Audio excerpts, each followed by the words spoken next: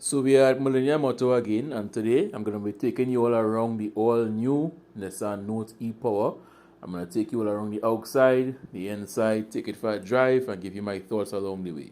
Now, the first thing you notice when looking at the new Nissan Note is that this isn't a facelift. They didn't just add a body kit and change the grille and said, look, this is a new Note. No. Everything that you can see here is different to the Note that came before it. Now, from the side, it gives a kind of Kia Rio look. You know the new Kia Rio? The Kia Rio is slightly more angular at the rear, but this has a kind of Kia Rio look, which is not a bad thing because the new Kia Rio isn't an ugly vehicle, but just giving you all a comparison. Now, starting with the front, as always, you can see the corner lamps at the bottom there. We call it fog lights down here, but it's actually corner lamps. Just above that, you have a duct. Now, this duct is actually functional. You can see straight through it. And how the bumper is angled, it gives the impression it is meant to let air go through here when hitting the front bumper and around the front wheels, so the car will just glide through the air. It looks really nice when you see it up close, and like I said, it's a functional duct. It's not just a dummy duct. Above that, you have the headlight assembly, and even though this car is meant to be an econo box, a cheap vehicle on the market, Nissan still gave you some really cool looking headlights. The headlights have a kind of 4 individual element style going on, and it's all LEDs. The indicators, they are not LEDs, they are just a normal bulb, but everything else that you can see here, LEDs. I actually like that. It gives you a premium look, even though this is supposed to be technically an econo box, which is one of the first things I noticed when taking a look at this vehicle. An econo box is a cheap vehicle. You see them as fleet vehicles, rental vehicles, at the airport for rentals, things like that. And this is technically supposed to be an econo box. That's what the Note is supposed to be. Along with vehicles like the previous Note, the Versa, the Tida, these vehicles are econo boxes. But this vehicle doesn't feel like an econo box. For example, you have power folding mirrors with your turn signal repeaters on the side mirror. You also have cameras below the side mirror as part of the 360 camera view. The previous Note had this have it as well.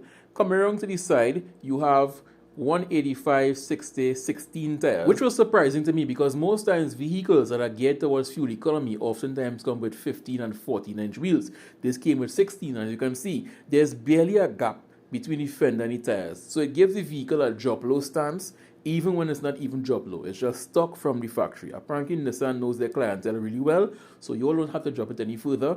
It already looks like it's drop low. Moving to the rear of the vehicle, you see the taillight assembly here. Now, even though it may seem like it's a lighting bar that goes all across the rear, it doesn't. It's only the 2 outer ends that light up. The center portion doesn't light up. It just looks cool. It looks like it carries over, but it doesn't light up. Now, taking a look at the rear, again, I'm getting a slight Kia Rio tinge in this. It just looks Kia Rio-ish. But as you can see, there's a third brake light on top with a spoiler. You have your rear wiper. You have your reverse camera and an aftermarket dash cam in this particular model. There's not a whole lot going on at the rear here, which is good. You don't want a whole lot going on to make it look busy and then end up making the vehicle look ugly. It's just the rear of a vehicle, and that's about it. Now, under the Nissan logo, you'll find the aftermarket dash cam. There's a front and rear dash cam. You will find your number plate lights. You'll find your trunk release. You'll find the next camera. That's part of the 360 camera. Opening the trunk, this is what your trunk space looks like. Again, it's ample. It's ample to tote most things that people will tote in there. You have an LED light to shine light in the rear here. And again, I love when these vehicles come from the factory with LEDs. None of that incandescent foolishness.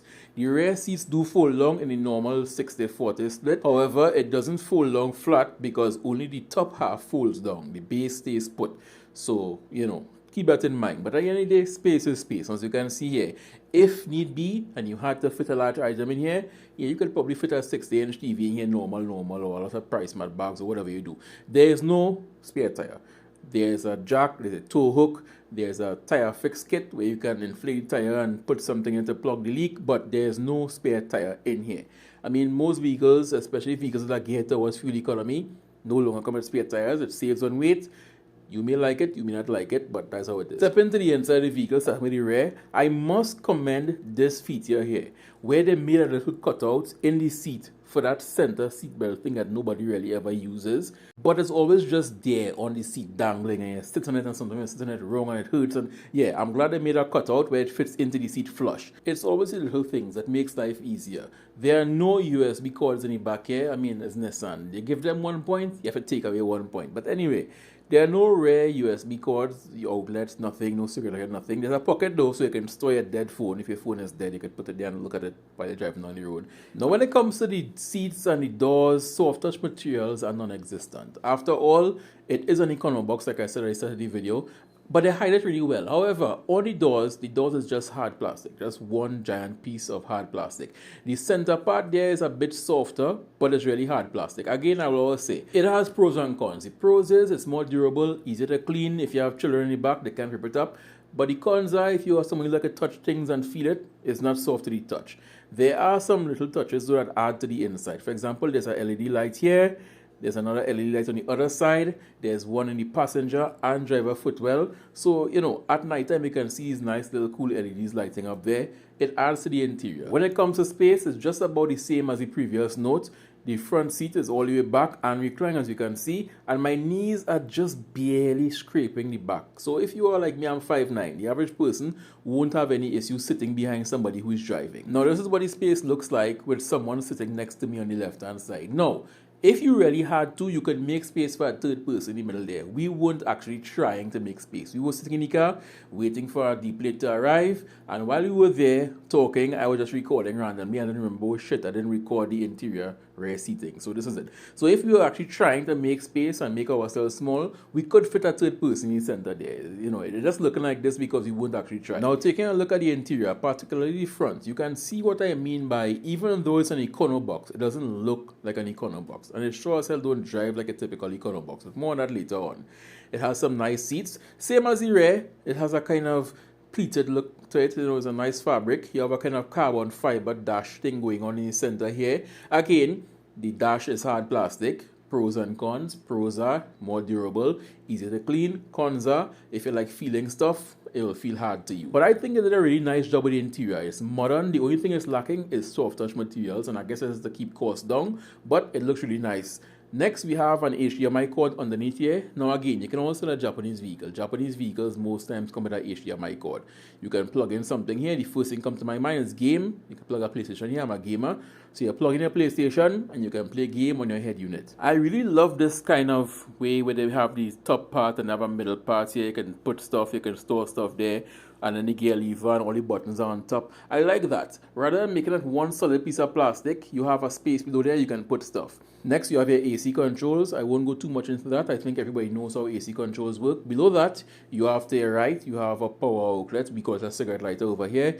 Then you have two USBs, one on the left, one on the right. Below that, you have a wireless charging pad. So you can just rest your phone there and it will charge wirelessly if your phone is equipped with that. Tilting below that, you have a gear selector. As you can see, it's a small itty-bitty gear selector, but more on that later on. You have your start-stop button. You have your mode select, so normal, eco, sport. Below that, you have an auto hold button. Essentially, what this does is you are driving, you take your foot off the brake or you stop at a traffic light, and the vehicle will hold its position. It's essentially an automatic park and brake for when you stop. Now, get into the gear selector. It's essentially shift by wire. For example, even the parking is a button. You press the P and it goes into park. This is how it works.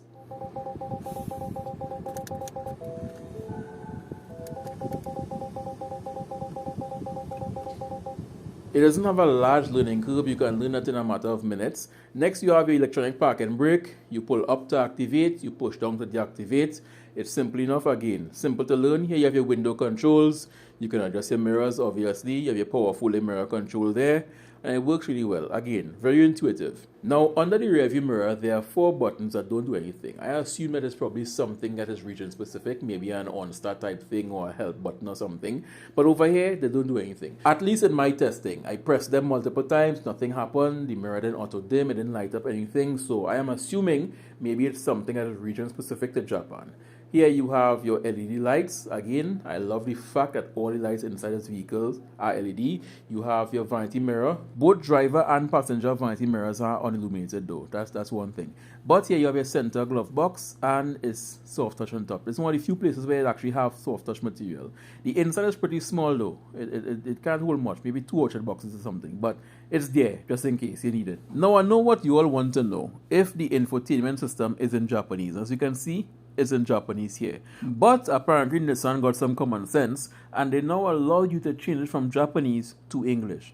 So you go into the settings, you will need a translator, of course, Google Translate works, and you can change it from Japanese to English. The physical buttons down below still remain in Japanese, some of them, but you don't really need them buttons anyway. Everything is on the screen and it's in English. And when you change it to English, the car also talks to you in English. Now when it comes to the infotainment system, It's responsive enough. As you can see here, you press it and it responds almost instantaneously, but there are some things that lag. For example, when you're scrolling from left to right, you can see a slight lag in how the screen responds and how it reacts, but overall it's high resolution enough. You can see a lot of things, and overall the lag isn't too bad. It's not like you're going to press a button and you're going to see an hourglass spinning for 4 or 5 minutes. You press it, some things have slight delay, like when you're swiping left or right, but other than that, when you hit something that is actually on the screen, you touch something, it's going to respond right away. For example, this was just me playing about with the different settings and looking at different things. As you can see, for the most part, it's really responsive. When it comes to the 360 camera, the 360 camera is also really good. There are some stitch lines though, and the reason why you're seeing on the right hand side, you can see the front wheels, because at this point in time, the right door was open. So the camera was not really synced up with the rest. But other than that, there are some stitch lines, but the 360 camera is really well, and the reverse camera, you get a wide view. So you can see corner to corner, and you have dynamic turn lines. Those are the lines that turn with the steering wheel, so you can get a rough idea as to where the rear of the vehicle is going while backing up. Now let's talk about the instrument cluster, because the instrument cluster is all digital. It's one screen that all the information is showed on.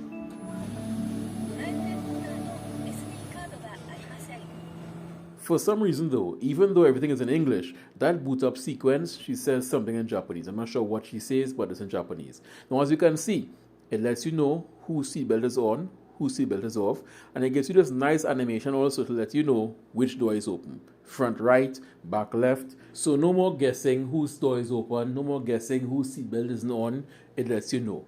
One thing you must also note though, it's a fingerprint and dust magnet. As you can see, dust is, it's one black panel, so dust is going to collect there and it's going to look really, really dusty really quickly. But now for the fun stuff, let's take it out on the road and see how the new Note performs.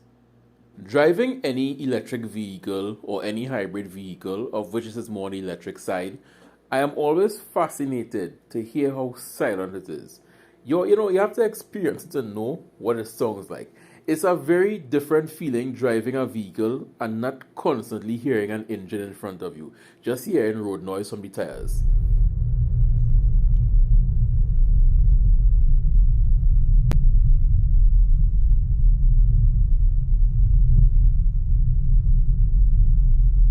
But what is this Nissan E-power thing, I can hear you all asking? Well, I'm sure you all would have seen this diagram somewhere before.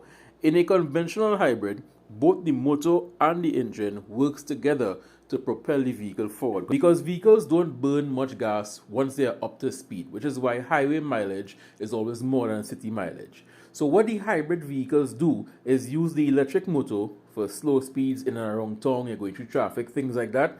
The hybrid motor will work hand in hand with the engine to propel the vehicle forward. Versus an electric vehicle where all you really have, aside from the auxiliary components, motor, inverter, battery. This is all electric. No internal combustion engine whatsoever. Now the biggest issue with this is that you have to recharge it. You have to remember to find a charging station. You have to plug it in at your home. You have to wonder if you will have a charging station along your route. Things like that. It's called range anxiety. So to get around this, what the e-power technology did is make an electric vehicle and then put the generator on board. The engine inside the Nissan Note E-power and other Nissans that has the e-power technology is simply there to turn the generator to provide current to charge the battery. It isn't mechanically connected to the front wheels whatsoever.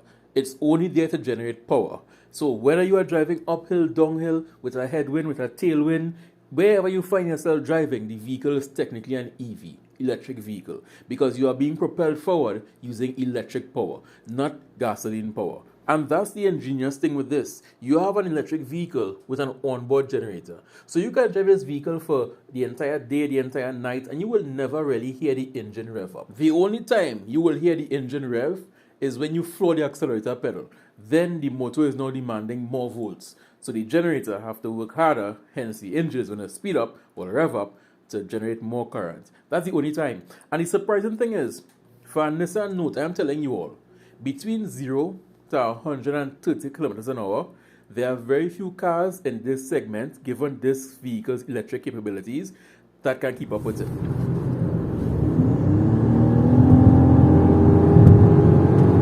But obviously, I won't go over 100 kilometers per hour on camera because laws and regulations and stuff like that. But trust me, between 0 and 130, there are very few vehicles, given the fact that this is essentially an electric vehicle, that can keep up with it. After 130, you tend to struggle a bit. I've seen it somewhere. But generally speaking, 0 to 130, you're long gone. Now let's move on to some of the other features I like. Look at this short acceleration clip.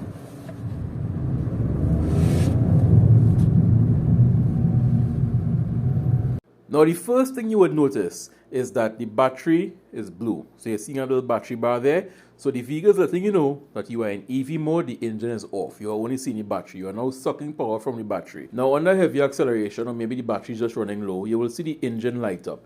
That is letting you know that the engine is not providing power to the battery, and the battery is providing power to the motors, which are still turning the wheels. Now when you mash the brake pedal, or you just let off the accelerator pedal, the wheel will light up blue.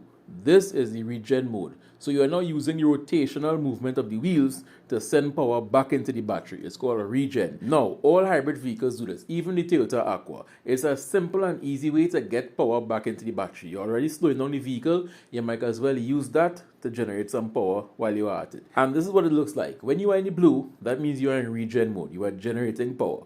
When you are in the white, it means you are sucking power from the battery. But just to show how close to an electric vehicle this is, the regen is so strong that Nissan have a feature called one pedal driving. Electric vehicles have it as well, where you can drive the vehicle and stop the vehicle with just using one pedal. You lift off the accelerator pedal and the regen will slow the vehicle down as if you are stepping on the brake.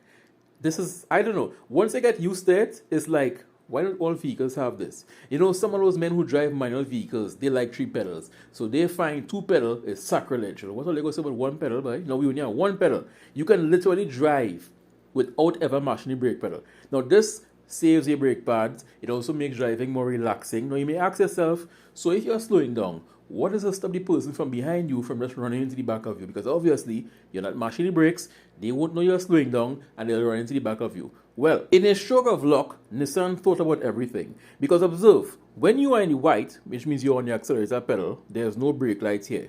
But the minute you let off the accelerator pedal, the brake light comes on. So, to those behind you, they will be seeing your brake light turn on and off as though you were actually mashing brake, even though all you are doing is letting off the accelerator pedal. I don't know, once you drive it, and you drive another vehicle, you wonder to yourself, why am I even mashing brakes? Why don't all vehicles have regen? Just have one pedal and just cruise down the road normal. It's lazy, yes, but it's actually fun once you get used to it. After driving this vehicle, I was driving on the road in my personal vehicle, and I found myself just letting off the accelerator pedal and realized, but why are you kind of slowing down? And I had to remind myself, hey, you're back in a normal vehicle. Mash your brakes, please. Now, let's talk safety. Because as you all know, Nissan men can't drive. So let's talk safety. What did Nissan put in place to ensure that you don't kill yourself on the nation's roads? Well, the first thing, you have something called chassis control, which is just a different name for what other more high-tech vehicles have, which is going to allow the vehicle to detect if one wheel is skidding or the vehicle is getting out of shape. It's now going to break individual wheels to bring the vehicle back in line. Different manufacturers have different names for this, but this is what they call it here. They call it chassis control. So if you ever get into an accident with a Nissan Note E-power and you claim to have picked up a skid, without a shadow of a doubt you was playing the arse on the road. But let's continue with the review. Because aside from the chassis control, you have a whole host of other safety features. For example, you have not only cruise control, but the cruise control will slow the vehicle if it's getting too close to the vehicle in front. It will make a beeping sound first, and if you don't pay attention and slow down, it will slow the vehicle down somewhat. After that, that's between you and God. Next, you have, with that, forward collision warning, so it will let you know, hey, you're getting too close to the vehicle in front if you're in traffic, things like that.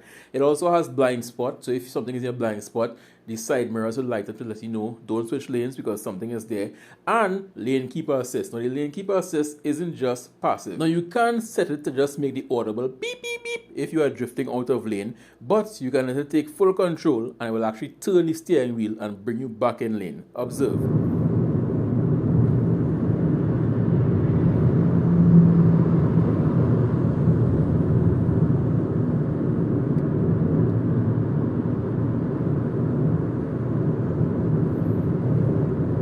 It's steering itself, you know. It's steering itself? Yeah, I ain't holding the steering wheel.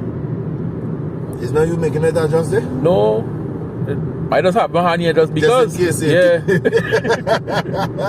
But it's steering itself, keeping itself in the lane. There is also an audible beep if you try to change lanes without indicating. For example, this blue car was trying to filter onto the highway. There was no one to my right, so I just decided to pull to the right and let him have the left lane. And while it's making that beeping sound, there's also a visual cue on the instrument cluster, so it's audible and visual. Now with the lane keeper assist, yes, the steering wheel does yank the vehicle back into lane. However, if you force it, it will give up. It doesn't fight you. It doesn't tell you, hey, we have to go over here. So it's not a hard thing to override. You hold the steering wheel firmly and you can change lanes. It doesn't fight you on that. But two side notes, it only works once you turn it on. It doesn't come on by default unless you set it like that. And two, it needs to be on a road that has clear defined lines. So don't go on a back road that has no lines, let go of the steering wheel and think it will keep its lane. No, there needs to be lines visible so the camera can see it to stay within those lines. Now, with this front camera, it's always looking ahead. It's always looking ahead at the road and looking ahead for obstacles. And what this means is, if you are driving on a narrow street where there are parked cars or there are obstacles and you drive too closely to it, or it detects that you're getting too closely to it, what it will do, it will make a beeping sound and it will turn the cameras on so you can see that you are getting too close to an object.